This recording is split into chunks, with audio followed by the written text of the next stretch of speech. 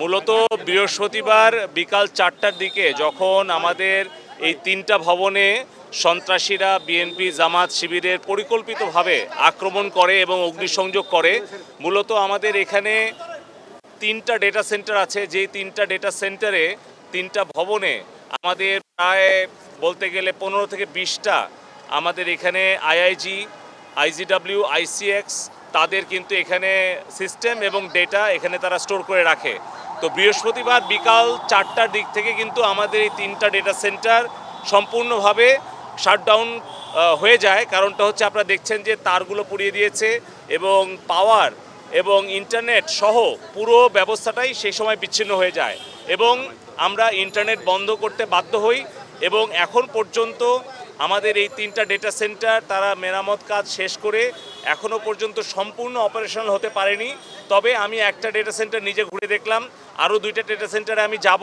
তাতে আমরা আশা করছি যে হয়তো কিছু সময়ের মধ্যেই আমাদের যেই ঢাকা কোলো সিটি এবং এনআরবি এদার 3টা প্রাইভেট ডেটা সেন্টার এন্টারপ্রেনার, পাশাপাশি আমাদের এখানে আইএসপিএবি সভাপতি আছে এমদাদ ভাই এবং অন্যান্য যারা আইআইজি এবং আইসিএক্স তাদের সবার সাথে কথা বলে বিটিআরসির চেয়ারম্যান, আমাদের সচিবদ্বয় সবাই মিলে আমরা আশা করছি যে খুব শীঘ্রই আমরা ইন্টারনেটটাকে অপারেশন করতে পারবো। তারপরেও এই ডেটা সেন্টারের মালিকরা এবং যারা আপনারা দেখছেন কাজ করছে, যারা নেটওয়ার্ক মেরামত করছে, আমাদের মাঠে কাজ করছে, তারা কিন্তু এই কারফিউয়ের মধ্যে সেনাবাহিনীর তত্ত্বাবধানে তারা কিন্তু এই মেরামত কাজগুলো চলমান রেখেছে।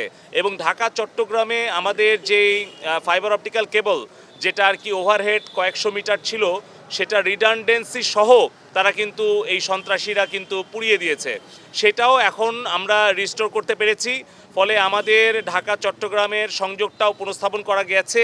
ফলে আমাদের একদিকে যেরকম আমাদের ডেটা সেন্টারগুলো অপারেশনাল প্রায় হয়ে গেছে, অপরদিকে সঞ্চালন লাইনগুলো যেগুলো আমরা জানতে পেরেছি সেগুলো আমরা মোটামুটি একটা পুনঃস্থাপন করতে পেরেছি।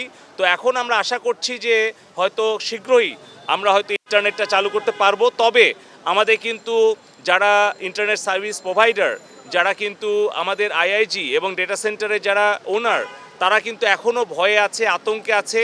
তারা কিন্তু এখনও সেই আতঙ্কটা কাটেনি তাদের মনের মধ্য থেকে।